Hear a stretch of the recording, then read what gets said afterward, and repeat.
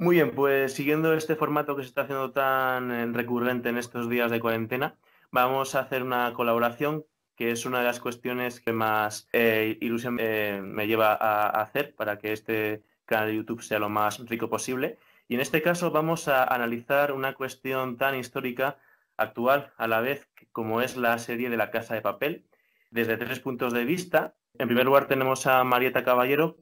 Marieta, que ya la tuvimos en el canal presentando su libro de Instinto Cineasta, escritora y también una persona dedicada al cine en cuerpo y alma. Marita, ¿qué tal? Pues yo muy bien, muchas gracias por invitarme, Pablo. Siempre es un Un placer, placer. ya sabes. Y también tenemos a Begoña Romero. Ella es criminóloga especializada en el sector privado. Y, Bego, ¿qué tal? ¿Cómo estás? Hola Pablo, pues muy bien. Muchas gracias por querer contar conmigo para este análisis. Muy bien, muchas gracias a las dos por participar. Y bueno, vamos a hablar de La Casa de Papel desde estos tres puntos de vista, desde el punto de vista del cine, desde el punto de vista de la criminología y también de la historia. Y bueno, en primer lugar me gustaría saber, cuando cada una de vosotras ve La Casa de Papel, ¿en qué se fija? ¿Qué le llama la atención? ¿Cuál es la reflexión que hace? ¿Cómo comenzaría un análisis para hablar de La Casa de Papel? Pues es que la verdad La Casa de Papel tiene muchísimo que analizar desde el punto de vista audiovisual, porque también por el contexto en el que ha triunfado esta serie, ¿no?, del sector. Y es un contexto en el que primero empezó en televisión, en Antena 3, y después pasó a ser de Netflix, como ya mucha gente sabe. Y entonces hay muchísimas cosas que se pueden analizar de la serie. Yo como espectadora, cuando veo una serie me fijo mucho en los intérpretes y en la trama principalmente. Y la verdad que con respecto a ambos me ha encantado cómo se han desarrollado a lo largo de las 4 temporadas de esta serie.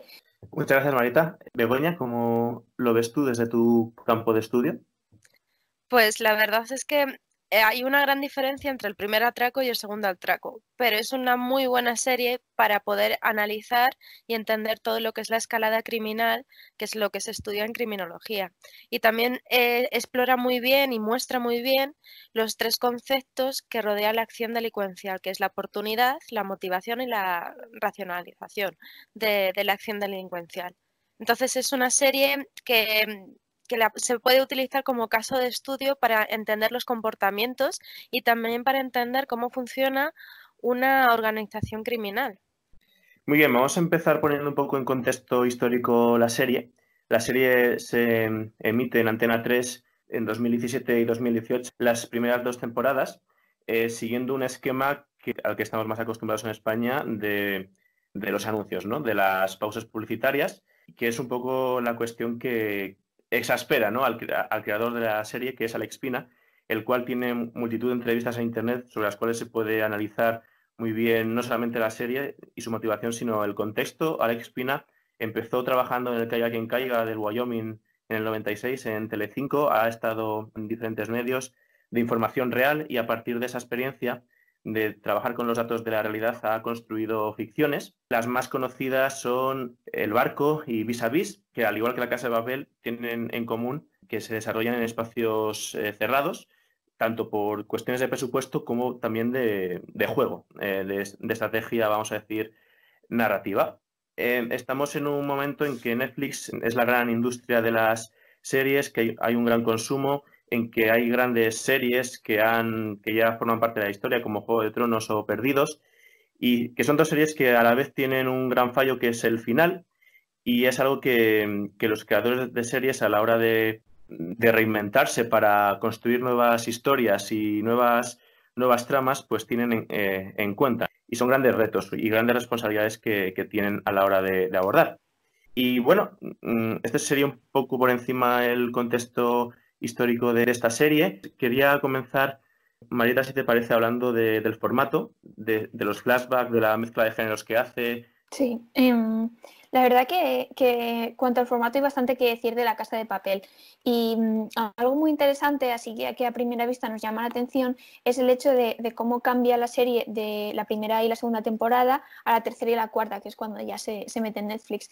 Al principio, como bien has dicho, Pablo, lo que sucede es que está pensada para la televisión, para las pausas publicitarias, etc. Entonces, en ese caso, vais a notar que los episodios al principio son bastante más largos que los de las dos últimas temporadas, de tal forma que Netflix normalmente pues busca un formato eso de unos 8 episodios, a lo mejor un poco más extenso, pero eso, no demasiados episodios y de 40 minutos para que lo puedas consumir medianamente rápido, porque al fin y al cabo la gente ve Netflix en cualquier lado, puedes verlo en casa, pero puedes verlo en el metro. Así que sí que se ve ese acortamiento, ¿no?, de los capítulos y de hecho creo que en Netflix, que es de otros países y en el que no es el Netflix español, incluso hay tramas que las tramas están acortadas para ceñirse a ese formato. Entonces hay cosas que nosotros vemos que a lo mejor gente de otros países no está viendo, con lo cual eso también me parece súper interesante. Y por otro lado, también más metiéndose dentro más de la técnica de guión o de cómo se ha formado este imaginario, ¿no?, del atraco, me parece que está súper bien pensado porque además de estar en un mismo sitio constantemente, que es como tú bien has dicho, Pablo, pues en la fábrica de la moneda o en el segundo atraco, que también están localizados, pues al fin y al cabo eso te da una sensación de que ya la gente se va a conocer el espacio y da una sensación también de urgencia. Todos los personajes tienen una urgencia porque tienen que hacer el atraco en cierto número de horas o en cierto, perdón, de días o en cierto tiempo, que es lo que tienen planeado según el plan del profesor. Entonces, eso te da una sensación de que no pueden demorarse, de que tienen que seguir las cosas como están previstas y a su vez da muchísimo juego a un gran registro de tramas, porque al ser una serie coral tienes muchos personajes con los que se puede jugar y una de las cosas que también dicen en el documental del fenómeno, que es de Netflix, hablando de La Casa de Papel, es que destacan cómo hay diferentes tipos de géneros dentro de esta serie. No es solo una serie de un atraco, no, va de muchas más cosas. Entonces, la verdad que como formato es bastante interesante porque el formato alimenta a un guión que hace que, no sé, para mí me engancha. La última cosita que me gustaría añadir con respecto al formato o la estructura es, como también ha mencionado Pablo antes, el tema de los flashbacks, que es un recurso que están utilizando porque, aunque el profesor tenga el plan en su cabeza desde el principio y lo tenga minuciosamente calculado, nosotros como espectadores no sabemos cuál es el plan, no sabemos realmente cómo van a salir hasta que salen. Y entonces eso también da pie a la intriga. Entonces el profesor conjuga todos estos personajes con ese plan tan bien armado. Yo te quería preguntar a ti, Begoña, sobre cómo es esta interrelación entre los personajes en las bandas de atracadores y bueno, si puedes comentar un poco también de eso. Bueno, a ver, como en cualquier empresa, una organización criminal le pasa exactamente lo mismo. Tiene que ver los recursos. Cuando tú vas a decidir atracar un banco o hacer cualquier acción criminal, tienes que identificar muy bien cuáles son tus oportunidades. Eso es un concepto fundamental dentro de lo que es la criminología y a la hora de saber si vas a realizarlo o no. Si el beneficio es más alto que el coste, esto es empresarial puro y duro, entonces sí lo vas a hacer. Pero si te cuesta más y ves que el riesgo es muchísimo mayor y no te compensa, no lo vas a hacer. Entonces, él lo que hace como una buena empresa, necesitas a los mejores profesionales. Y cada uno de tus miembros del atraco se va a dedicar a una cosa. Algo que pretende el profesor, porque muchas veces, que es lo que se ve muchísimo en la serie, igual que en los negocios, es muy diferente la razón del sentimiento. Y dentro de lo que es esta serie, tú puedes ver quién se encarga de la producción, que suele ser Nairobi. Quién se encarga de la protección de la seguridad, que suelen ser los romanos, Helsinki y Oslo. Y quién se encarga del tema de la coordinación dentro. Siempre tiene que haber alguien que coordina y otra persona que se encarga de las decisiones estratégicas, como es el profesor, qué es lo que hay que hacer, cómo hay que hacerlo. Después va el coordinador, que sería Berlín, y luego en el primer atraco no se ve muy bien porque no están tan bien organizados para saber quién se va a encargar de lo que es la gestión de los rehenes. Pero puedes ver que quien se encarga de los temas informáticos es Río, y algo que así no me cuadra mucho, pero es la posición de Tokio en todo este atraco. Porque ella tiene una posición de líder también, pero como si fuese de líder, pero vicepresidenta o, por ejemplo, un auxiliar para ayudar como ayudante, como asistente. Eso es lo que podría, digamos, asemejar a lo que se podría considerar una empresa, para tener un ejemplo. Pero básicamente está todo súper racionalizado, todo muy esquematizado, y el profesor siempre tiene en cuenta todos los recursos que tiene. Se asemeja muchísimo a lo que es una empresa, y toda organización criminal funciona así. Bueno, ahora que has dado pie a algunos personajes, podemos seguir profundizando en algunos de ellos, si os parece. Marieta, ¿tú de quién te gustaría comentar? Bueno, yo creo que como personajes antes me gustaría ver el grupo, ¿no? El grupo es casi más importante que cada individualidad, y pese a que todos los personajes me parece a mí que están muy bien escritos porque tienen una profundidad, es decir, tienen virtudes, defectos, y no solo hacen un atraco por el hecho de hacerlo, sino realmente tienen un motivo, ¿no? Begoña hablaba del profesor, cuyo motivo es la venganza, y realmente los demás pues también tienen sus propios motivos. Por ejemplo, Nairobi quiere dinero, sí, pero cada uno quiere dinero por algo. Por ejemplo, para vivir otra vez con su hijo y poder tener la sensación de familia, que es un gran tema en la serie, ¿no? La familia. Luego también, por ejemplo, pues, ¿qué otros personajes? Berlín, pues, quiere dar su golpe maestro, ¿no? Dejar huella en la historia, que el otro día comentábamos, porque al fin y al cabo es también una de las mentes del plan. Luego, yo creo que aquí lo bonito es ver eso, como ha dicho Begoña, que cada uno tiene su misión, y también no solo tiene su misión dentro del atraco, sino que tiene su misión dentro del guión. Entonces, toda la trama se va propagando hacia adelante por las diferentes... es que no es solo una trama, son varias tramas. En las series tienes varias tramas, pues tenemos la del profesor con la policía, tenemos la de Raquel, tenemos la de Tokio y Río, tenemos la de Berlín y, bueno, del atraco en general, y luego tenemos la de Arturo, luego tenemos el lío que tienen Denver y Estocolmo. Es decir, que hay muchísimas tramas, y eso yo creo que da muchísimo juego, ¿no? No solo como personaje, sino como colectivo. ¿Qué pensáis? Ya que has mencionado al tal Arturito, que el otro día estuvimos en base a él hablando de psicopatía y sociopatía, diferencia, porque era un buen ejemplo. Creo que fue Begoña quien lo comentó. Vale. Ahora, lo de Arturito, lo estuve analizando mejor, porque fue una pregunta así como que digo, ¿esto qué ha pasado?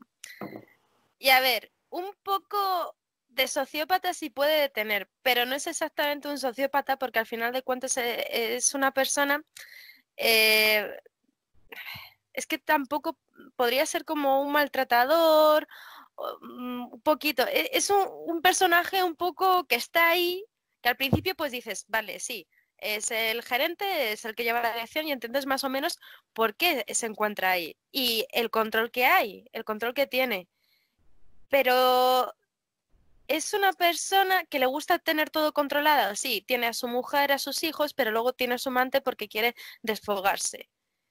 Y ves que como cuando termina toda esa primera parte, ese primer atraco, ha perdido todo, pero todo, todo, todo, y ahora quiere volver a conseguir, porque para él le daba poderío tener una mujer y unos hijos y un amante.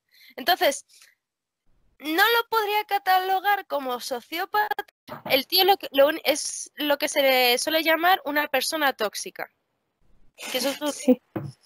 literalmente es una persona tóxica, y lo único que puedes sacar de él, sobre todo en el segundo atraco, en el primer atraco no, pero en el segundo atraco segurísimo, es el hecho de la pedagogía que estábamos hablando el otro día, que hacía la serie sobre la violencia de género. Es un personaje que utilizan para hacer pedagogía.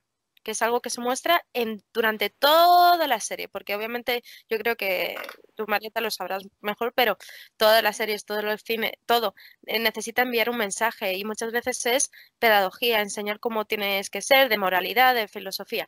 Pero criminológicamente hablando, está muy bien porque hace pedagogía para un plan de prevención.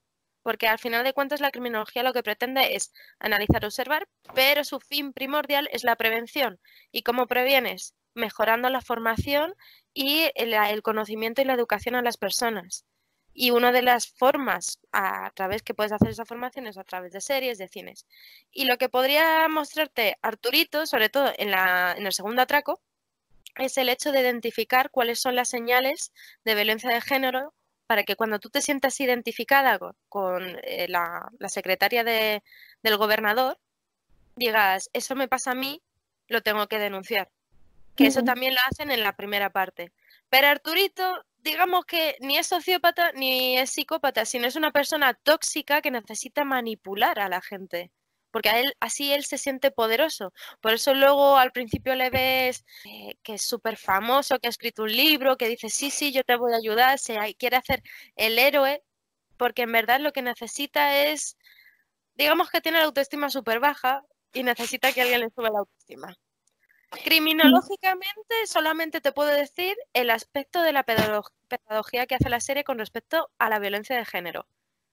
Pero fuera de eso, es un campo de la psicología en la que yo no estoy facultada para hablar, porque yo sé algo de psicología, pero no sé muy bien en ese tipo de cosas. Pues en la línea que vas diciendo de los temas, ¿no?, que aborda esta serie, con respecto a la violencia de género, me parece muy, eso, como pedagógico, no solo con Arturito y con la secretaria y tal, sino también con Raquel, ¿no?, con Lisboa, porque incluso ella, que es un personaje fuerte, que es un personaje que es jefa, que lleva, sabes, que tiene mucha presión a cargo y con una madre enferma y una hija y ella soltera, ¿no? Entonces, incluso con todo eso, un personaje que tiene tanta fuerza, aún así también ha sufrido violencia de género y no solo eso, sino que está en su trabajo, ¿no? Entonces, yo le veo como un personaje, a mí me encanta Raquel como un personaje, y vamos a hacer un paréntesis porque, por favor, me encanta ese personaje y además me encanta su moño, porque yo creo que el moño del personaje, dentro del personaje, es como maravilloso. Es su ritual, ¿no? Sí, es como voy a trabajar, ahora soy inspectora o ahora estoy preparada. Y eso me parece como que cambia el concepto de víctima que tenemos en el imaginario colectivo, ¿no? Sí, es que es lo que pretende la serie, que puede decir, le puede pasar a todo el mundo. No solamente por ejemplo, la relación que hay entre Palermo y Helsinki. Que Helsinki está enamorado de Palermo y Palermo pasa de él como si fuese basura. Y le estaba a veces hasta utilizando. Entonces, no te lo muestra directamente, pero no sé cómo acabará la serie, pero estaría interesante que alguna serie o alguna película hablase también de violencia, bueno, de género o doméstica entre relaciones homosexuales.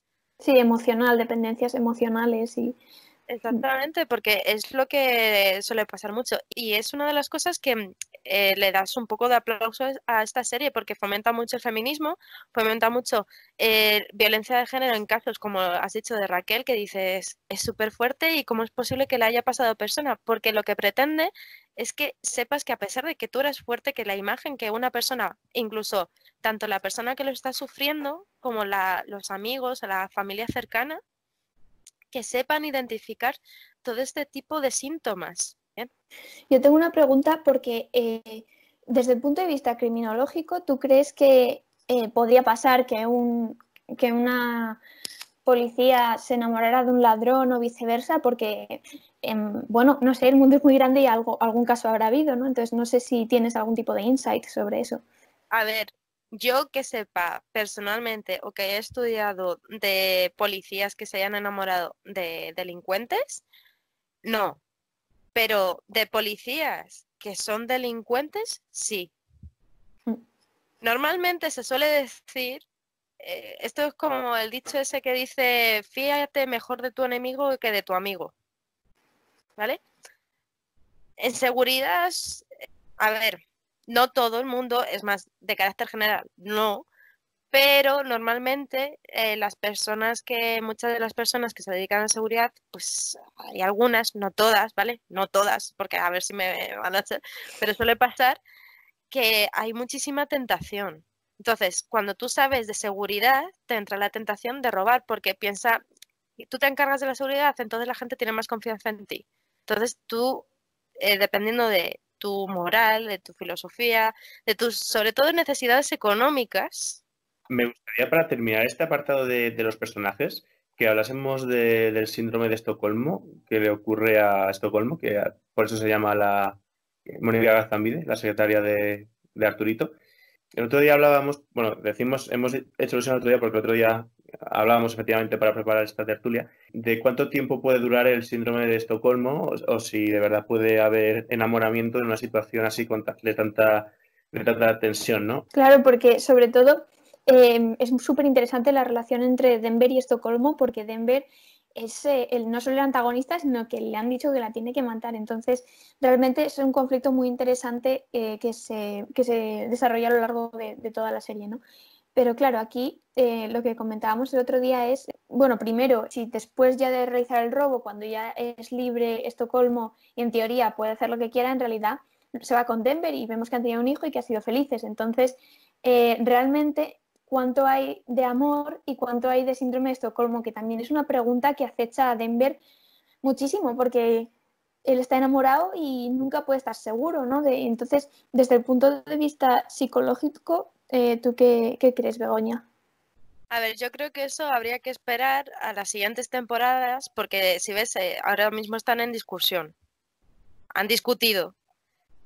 Y yo creo que no existe tal síndrome de Estocolmo porque ella se siente mal. Normalmente, pues yo creo que el síndrome de Estocolmo a veces, a ver, yo hablo, pero no soy una experta en psicología, hay que dejarlo claro. Pero en mi opinión, yo creo que para un poco de síndrome de Estocolmo son aquellas personas que tienen como cierta dependencia. Y yo en Estocolmo o Mónica no le veo ese grado de dependencia a Denver. Antes sí le veía cuando ella dependía mucho de Arturito, pero ahora no la veo así, sino que se le ve como más autosuficiente, como que lo ha superado. Entonces, yo me esperaría a ver cómo sucede en las siguientes temporadas, porque si todavía se ve ese signo de dependencia de Denver, sí se podría decir que tiene un síndrome de Estocolmo. Incluso al principio de la relación sí se puede decir así, porque al final de cuentas le ha salvado, pero luego te das cuenta que cuando Denver se da cuenta que está haciendo una cosa mal, ella se enfada con él. Cuando lo que tendría que hacer es protegerle y, según la teoría del síndrome de Estocolmo, si no es protegerle, decirle que no, que está todo bien.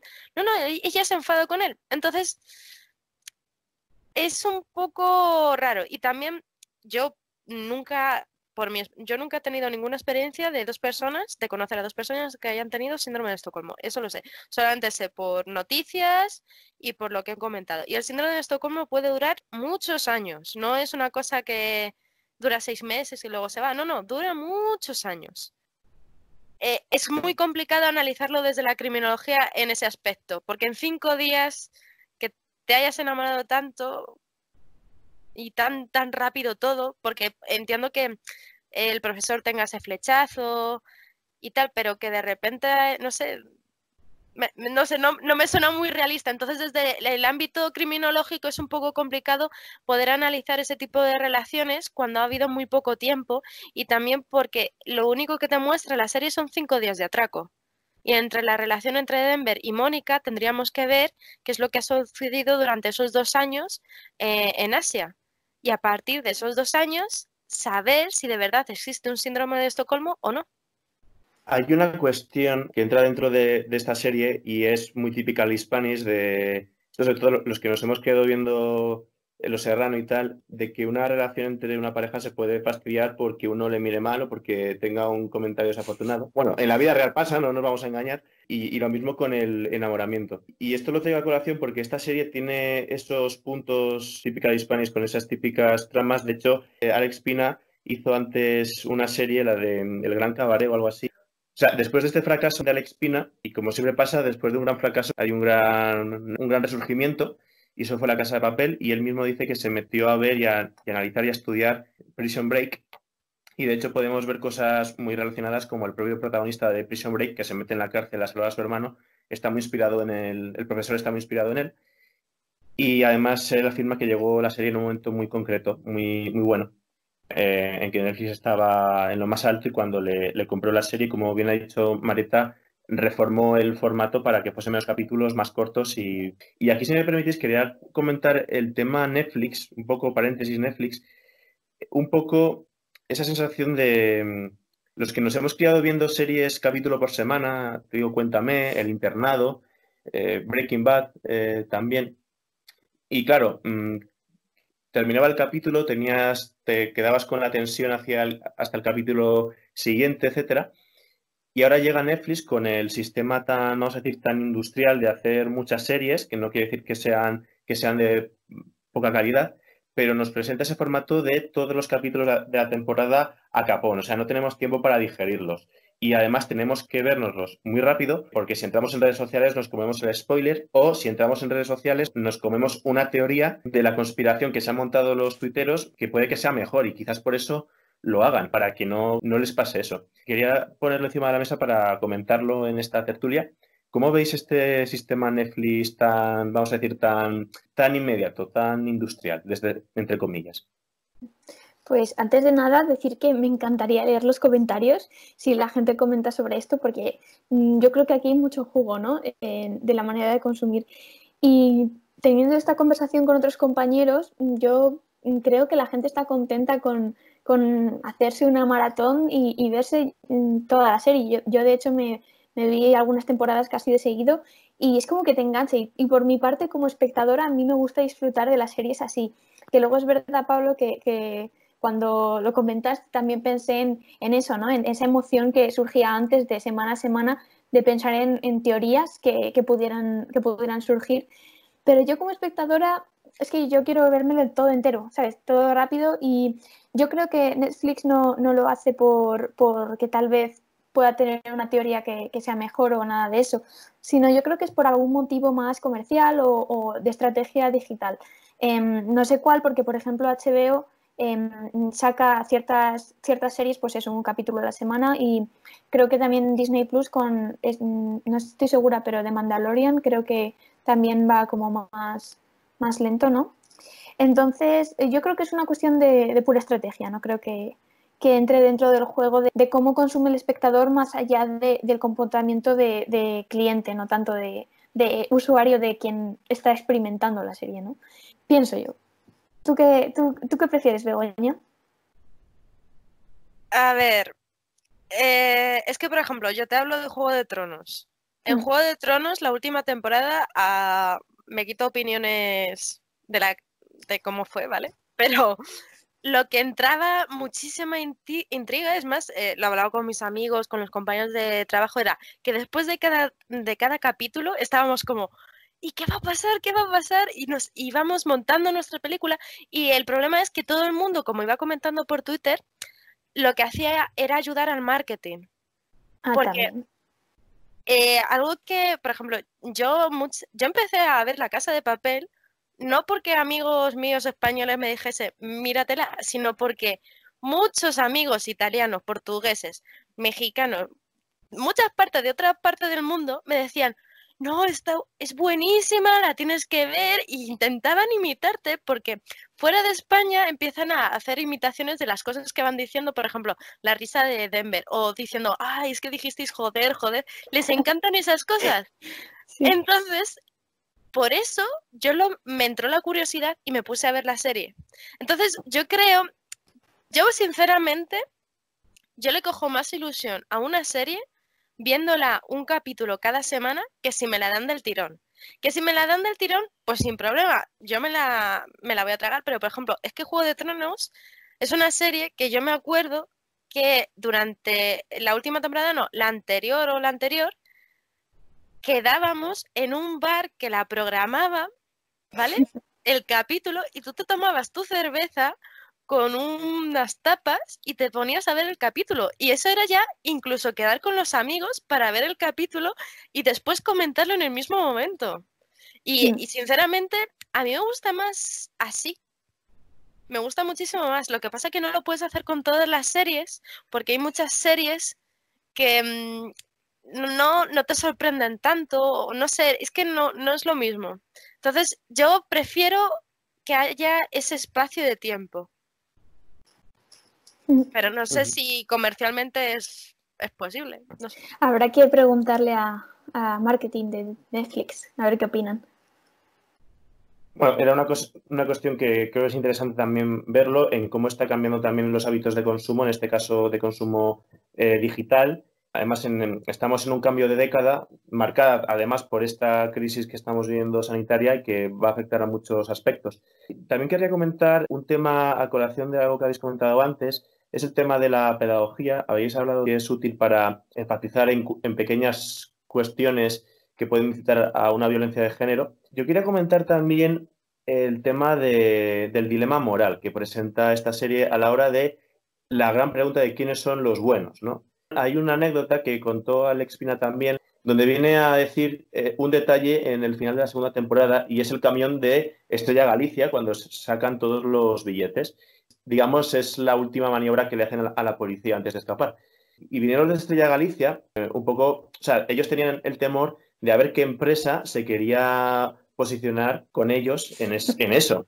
Y parece ser que Estrella Galicia no tuvo ningún problema. En plan, preferimos estar con los malos a estar con los buenos, con la policía, ¿no? Y claro, viendo que esta serie ha triunfado en países que son pseudoestados fallidos incluso, países muy inestables de Oriente Medio, países donde la conflictividad y el activismo es tan fuerte como en Latinoamérica o en Centroamérica y también en Europa con la crisis que estamos viviendo. Además, una serie que pone en jaque la cuestión del dinero después de años aquí en España con el tema de la corrupción, con el tema de echarle un pulso al Estado, cuando se utiliza el Berachau y la gente con la máscara de Dalí, ¿no? Que se utiliza además Dalí como representación de lo español y además de lo surrealista que somos. De hecho, estuvieron a punto de poner la máscara del Quijote. También se parece un poquito a la máscara de Anonymous, ¿no? O sea, yo cuando vi la serie, o antes de ver la serie, cuando veía la iconografía, yo me acordaba de Anonymous. También. Y también una cuestión, y lo dice al principio el profesor, dice, como que nosotros somos Robin Hoods. No, bueno, nosotros nos hacemos nuestro propio dinero para gastárnoslo nosotros, nos lo damos a los pobres, pero le hemos echado el pulso al Estado. Y además, las dos grandes reglas, no hay que matar a nadie y no hay que robar, no hemos robado nada. Bueno, le hemos dado la libertad a los rehenes, eso es verdad. Sí. Entonces, bueno, con estas cuestiones, yo quería también conocer vuestro punto de vista, un poco con la pregunta que hacía el otro día, y es que una persona de un gobierno, de sectores de inteligencia, cuando ve esta serie, puede pensar, mierdas, los malos se están organizando en base a una identidad que además ha nacido en la ficción y que nos puede acarrear problemas, o bien, qué bien que toda esta gente va a seguir el modus operandi de una ficción que ya está construida y que ya podemos, vamos a decir, ver de antemano, ¿no?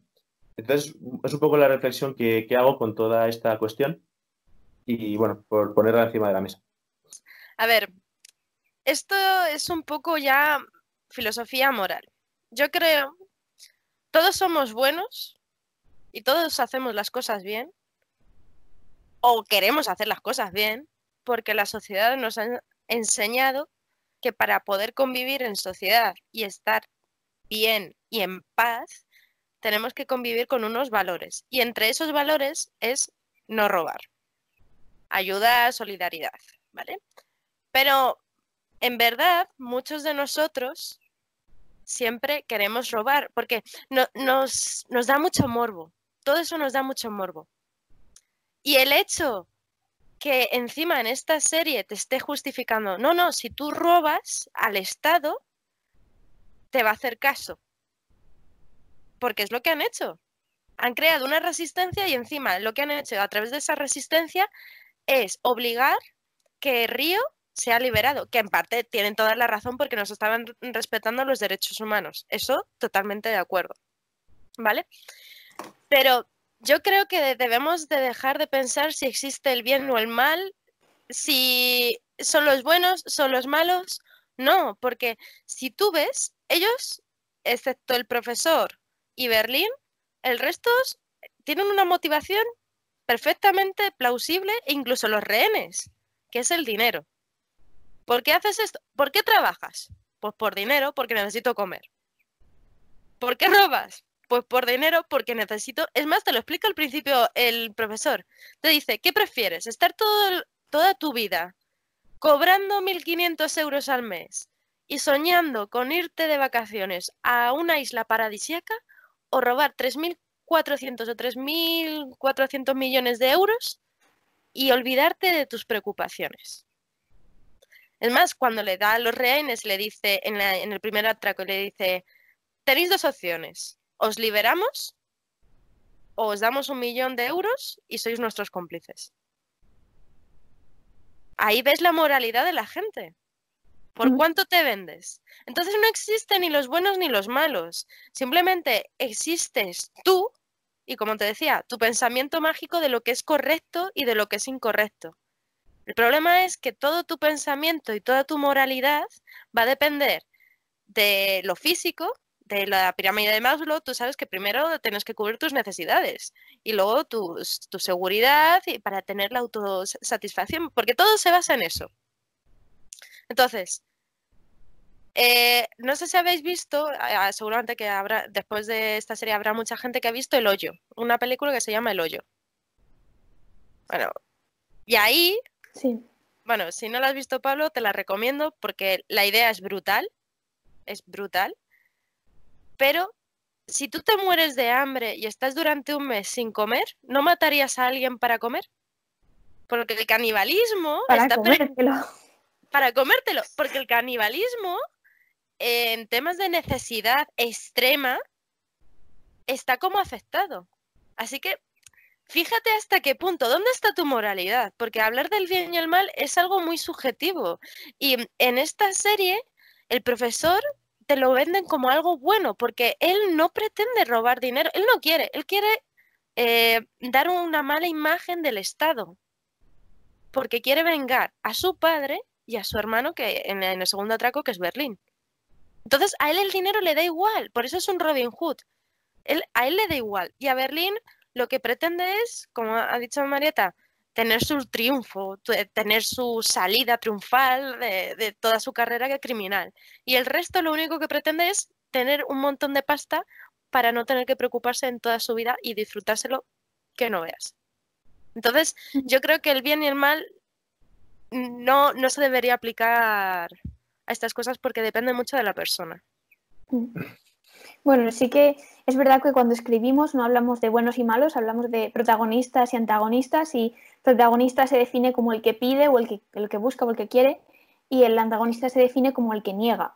Y entonces, pues en este caso, pues hay un claro protagonista y un claro antagonista, o unos claros protagonistas, ¿no? En este caso, o sea, los guionistas tenemos recursos para que la gente pueda empatizar con quien queramos que empatice, y evidentemente esta historia hubiera sido muy diferente si lo hubiéramos contado desde el punto de vista de la policía. Pero yo incluso creo que algo más interesante de esta serie que definir si lo que están haciendo está bien o mal o tal, es el momento en el que cada uno de los integrantes de la banda tiene la decisión de si va a traicionar a los demás o no. Por ejemplo, en el momento en el que Raquel es capturada o en el momento en el que Tokio es capturada. Es decir, nunca están seguros de que ni puedan salir con vida ni que vayan a tener éxito, y se les muestra esa tentación. Entonces, también como que yo creo que es un recurso que es muy bueno desde el punto de vista del conflicto en las historias, porque la pregunta de hasta qué extremo llegarías es una que nos hemos hecho todos, ¿no? Entonces tú estás ahí cruzando los dedos porque no quieres que Raquel traicione al profesor, pero a la vez tú piensas su madre, su hija y todo lo demás, ¿no? Y en ese aspecto me parece muy interesante los personajes en sí, por esa profundidad que les da los dilemas morales. Yo también quisiera agregar una cosa más, porque tú dices el bien y el mal, los delincuentes y los policías, pero si te das cuenta, dentro del grupo de delincuentes hay uno que, según la categoría de bien y mal, sería malo, y otros que son buenos, y dentro de los policías hay algunos que son buenos y otros que son malos. Es verdad. Sí. Entonces, no te puede... ¿Con quién te quedas? ¿O sientes lástima? No, yo me quedo con los atracadores. Vamos, me encantan, me cae súper bien. Porque son, como dice Berlín, son idealistas. y son como dicen también en la serie, son como el underdog, como quien va perdiendo. Exactamente, que siempre te vas a posicionar con quien pierde, no con quien gane. Claro, por eso creo que la serie es rompedora, porque después de tantas películas sobre atracos, el típico capítulo de CSI que va sobre un atraco o de estas series de televisión, donde siempre los buenos son los policías, creo que por eso la serie también es rompedora desde ese punto de vista, porque claro, al principio yo recuerdo La Casa de Papel. ¿De qué va? De un atraco. ¡Buf! O sea, y ya no quiero saber nada más porque de esos hay a montones, ¿no? Una cosita para como englobar ese contraste entre el tipo de series como de CSI de personajes más planos y el tipo de series más de, pues eso, con personajes más profundos. Hay varios tipos de series y La Casa de Papel se puede considerar una serie de trama en la que hay eso, muchas tramas, muchos personajes y la serie va avanzando y lo puedes ver casi como una película con sus instancias, pero es diferente a CSI, que lo puedes ver en desorden, lo puedes ver, ¿sabes? Como que es un formato distinto. Entonces en CSI tienes una apertura, que pasa un crimen, luego llega la polis, luego hay una trama que es así como más de amor, ¿sabes? Como que es simplemente que es otro formato, ¿no? Entonces, en el caso de La Casa de Papel necesitas unos personajes muy ricos que evolucionen con unos arcos muy grandes, que cambian mucho a lo largo de la serie. En cambio, en las series de procedimiento, que son como eso, CSI y tal, no necesitas que cambien tanto los personajes. Tú quieres ver pues eso, a Horacio, o quieres ver a quien sea, a Bones, por ejemplo, y ves o a House, que House no cambia, o sea, cambia un poco porque son, no sé si 8 o 9 temporadas, pero, o sea, cada serie tiene también su cosa. Uh-huh. Yo quiero agregar una cosita más con respecto a lo de CSI en tema de criminología. Algo que cambia totalmente de CSI de La Casa de Papel en tema del sector de la criminología es el hecho que CSI es simplemente criminalística, ¿vale? No es criminología. La criminalística es irte a un laboratorio, coger las pruebas e inspeccionar. No tiene nada que ver con la criminología. Algo muy bueno de La Casa de Papel es que te explica muy bien qué hace un delincuente para robar, porque vas viendo que lo que hace es predecir, observar todos los movimientos de su víctima, y su víctima no es solamente la policía, su víctima son los rehenes, su víctima son cómo funciona el banco, su víctima es cómo funciona el Estado. Y a partir de eso, de todo ese conocimiento y toda esa observación e investigación que ha hecho, además de prepararse el profesor para las entrevistas, para las negociaciones, porque también ahí ves todo. En el CSI no, en el CSI es simplemente el protagonista en la policía, que la policía se dedica a buscar al delincuente y ya está, pero no hace ningún análisis de por qué lo hace. No pregunta al delincuente cuál ha sido saben la motivación, pero no hay un estudio. Y en este caso sí hay un estudio y vas viendo pautas de comportamiento. Y entonces lo interesante, y además tiene un apartado de la prevención, La Casa de Papel, mientras que en el CSI no hay nada de prevención. Bego, y si me permites brevemente, ¿qué mentes criminales se aproximaría más a tu campo que a la criminalística? Mentes criminales no he visto la serie. Vale, entonces nada. Pero te puedo decir, a ver, es que la criminología, el fin de la criminología es la prevención. Y para conseguir la prevención de un delito tienes que estudiar a la víctima, el entorno del delincuente y de la víctima, ambos, y también de la acción delincuencial. Y tienes que estudiar al delincuente y a la acción. Por eso, La Casa de Papel te explica muy bien la escalada criminal de cada uno de los miembros de la banda, excepto de Río, que Río no tiene apenas registros. Bueno, sí tiene uno, pero que no es... Que vas viendo que es diferente, pero te van explicando cuáles han sido los pasos de cada uno y por qué al final se han dedicado a esa profesión. Y eso en CSI no te lo explican, pero en La Casa de Papel sí. Y eso es importante conocerlo para saber hasta qué punto son capaces de llegar. Y también para que el profesor los elija a ellos. Porque tú no vas a elegir a cualquier delincuente y menos a uno que esté por la calle. A Denver no le habrían cogido si no fuese por su padre. También una cosa que para mí, desde desde una persona que no ve muchas series, un poco la humanidad que tiene el jefe del atraco, el profesor. Os decía el otro día que mi episodio favorito es el del desguace, porque le pillan y tiene que ser creativo en un momento de crisis y hasta enviarse encima para escapar. A mí me parece un capítulo buenísimo de ver que hasta el gran genio pues puede tener errores, pero es un genio precisamente porque es capaz de solucionar los problemas e improvisar sobre un tema que lo tiene muy bien trabajado y muy bien trillado, ¿no? Es una cuestión que también quería comentar sobre los malos. Eso cuadra mucho con lo que nos has compartido antes por el WhatsApp, Marieta, de lo que tiene que tener un buen líder, que ahora se discute mucho, se habla mucho sobre cómo tiene que ser un buen líder. Incluso están utilizando mucho La Casa de Papel para hacer ese tipo de cosas, para lo que tú decías de hay que hacer dinámicas de trabajo en grupo. Sí. Pues en temas de organización sí. Planear un atraco. Pero tú me hablas a mí que haga una dinámica de grupo trabajando yo en seguridad y te digo que La Casa de Papel no lo voy a coger. Claro, claro. Bueno, también está la cosa de, un poco volviendo a la de antes, ¿no? El otro día hablábamos de ejemplos de atracos famosos.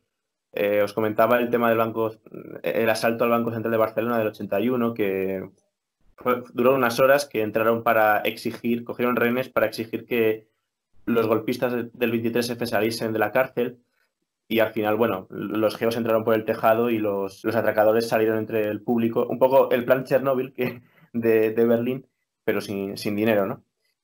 Ay, el otro día comentaste, Begoña, sobre la duración de los atracos precisamente y eso me pareció muy interesante. Si un atraco puede durar hasta 10 días, ¿no? Por estrategia propia de los atracadores. Todo se basa en la oportunidad.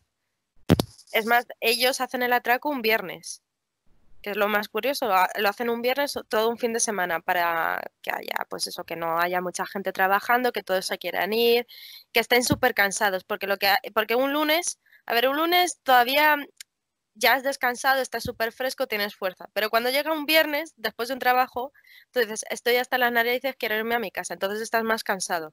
Entonces ahí es un poco de debilidad, tanto de las víctimas como de la gente, para aprovechar y decir, bueno, si está cansado, si le impresionas, le pueden dar ataques de ansiedad, un shock postraumático, que eso también te puede pasar en cualquier día.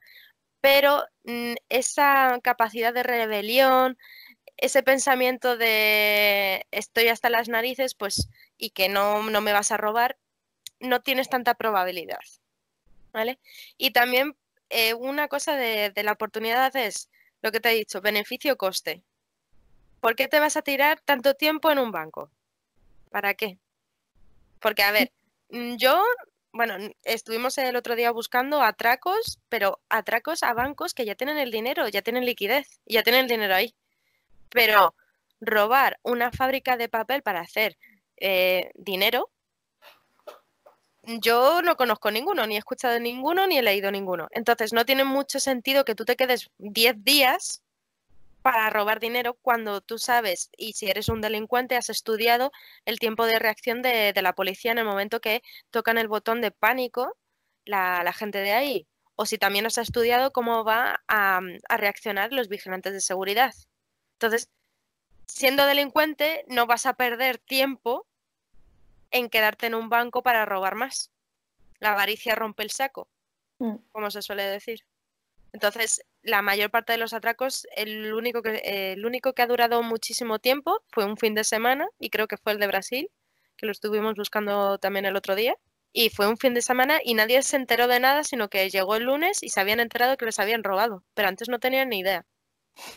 Mejor casi. Exactamente. Por eso, otro de los factores bastante importantes es lo que el profesor quiere es que él no es un asesino, no es ningún asesino, él solamente quiere robar. Entonces, es algo que suele pasar con los ladrones, los que hurtan o roban. Bueno, los que roban no, porque el hurto del robo es diferente, el robo es hurto con violencia, ¿vale? Entonces ya ahí tienes que tener cuidado. Pero normalmente ningún ladrón va a querer enfrentarse a ninguna persona porque no quiere dejar marcas, no quiere dejar un rastro. Sí, hemos tocado muchas yo tengo una pregunta. Algo que he visto en la serie es que utilizan la música, pero de diferentes países. Y en inglés, en español, en portugués. ¿Por qué crees que puede ser eso? Yo no sé la respuesta a eso, pero sí que sé lo del Bella Ciao. Eso lo cuenta en el documental del fenómeno, y es que estaba buscando una canción conscientemente, uno de los, creo, no sé si era Alex Pina o uno de los guionistas, y entonces él se ponía siempre esta canción para pues cuando se bloqueaba o cuando necesitaba animarse y tal. Y entonces pues a raíz de eso pensó, esta es la canción. Y entonces por eso le dijeron Bella Ciao. Ahora, el resto no sé por qué. No sé por qué usan música de distintos países. Pero ¿Tú qué piensas, Pablo? la canción de Amaral por el funeral de Nairobi es una canción de 2011 que se ha hecho ahora muy especialmente famosa por esto. Y en la temporada anterior se hizo utilizar una de Vetusta Morla. No, pero también utilizaron otras. Utilizaron una portuguesa. A mí, mira, eso me recuerda, me voy a Cuéntame, ¿vale? Yo Cuéntame no la he visto, nunca la he seguido, pero sé que todos los capítulos de Cuéntame terminaban con una canción de la época, del año en que estuviesen, una de Serrat o de Paula Braira o de quien fuese, y tenían todas un significado. Y bueno, yo entiendo que la música al final, bueno, todos cuando hacemos un vídeo o vinculamos alguna cuestión, le ponemos una música y puede que esa canción para nosotros suene de una manera muy especial porque yo qué sé, la vimos por primera vez en un momento de duelo o en la boda, por ejemplo, para mí la canción de Alegría del Circo del Sol significa boda porque la vez que la escuché fue en la boda de mi hermano, por ejemplo, ¿vale?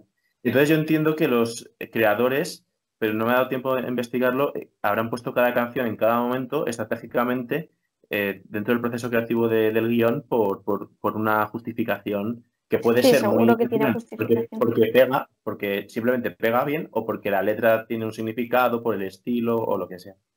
Y ya para terminar, si os parece, me gustaría comentaros, haceros una pregunta también individual a cada una, como al principio, y es, a Marieta, yo te preguntaría, imagínate que te sale una oportunidad de hacer una serie y, claro, ahora mismo, y cuando lo que está pegando fuerte es La Casa de Papel con este formato, yo te quería preguntar, tú cómo, no te voy a decir cómo sería la serie así de sopetón, sino cómo, vamos a decir, cómo trabajarías, cómo empezarías a trabajarla, qué esquema harías.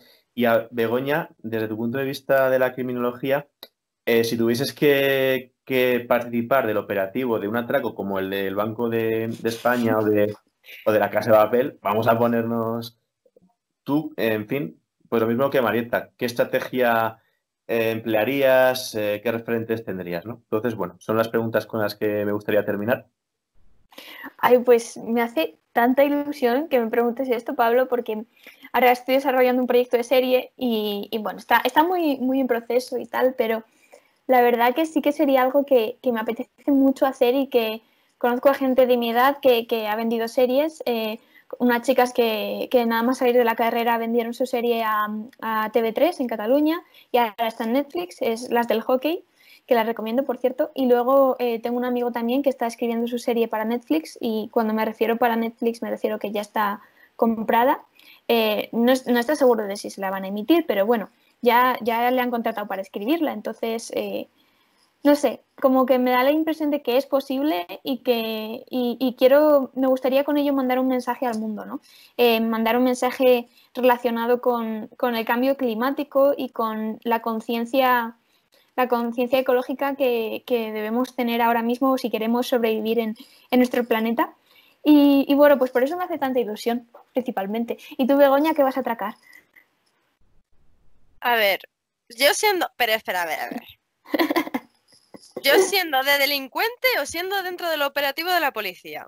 Delincuente, que es lo interesante. A ver, ambas. Ni por A ti ni por ver, mí. para que pudiese ganar dentro de la serie el operativo de policía, una cosa fundamental que tendría que hacer es no seguir los procedimientos estrictos que existen en la policía. Porque si sigues los procedimientos, como se ha podido observar en la serie, te los van a coger todos, porque los delincuentes ya saben todos tus procedimientos.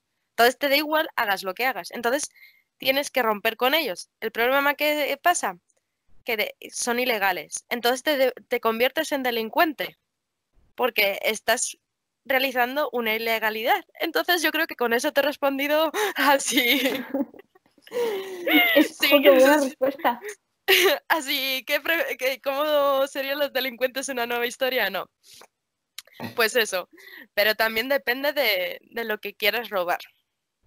Claro, la idea de la multidisciplinariedad que tiene la historia es que se pueden hablar de muchas cosas en fin, con conocimiento, con rigor y también con experiencia, como estamos mostrando. Y nada más, esperemos que la Casa de Papel pues siga dando muchos temas de los que hablar y también pues dando la oportunidad de que gente como nosotros pues nos reunamos para poderlo analizar en este ambiente tan distendido y ojalá físicamente en una misma habitación para poderlo luego emitir fuera de la pandemia. Pues Así que nada, a ver si es posible. así es posible. No, yo os emplazo a las dos a futuras colaboraciones en el canal y futuros vídeos, que al final son los que más juego dan y los que a mí más me gusta hacer en el canal para seguir analizando cuestiones en el presente, en el pasado y en el futuro. Y nada más, a Marita y a Begoña, muchísimas gracias por vuestra colaboración. Insisto, os emplazo para futuras colaboraciones y nos vemos pronto. Muchas gracias. Y a ti, gracias, Pablo, por organizar esto. Un placer. Gracias.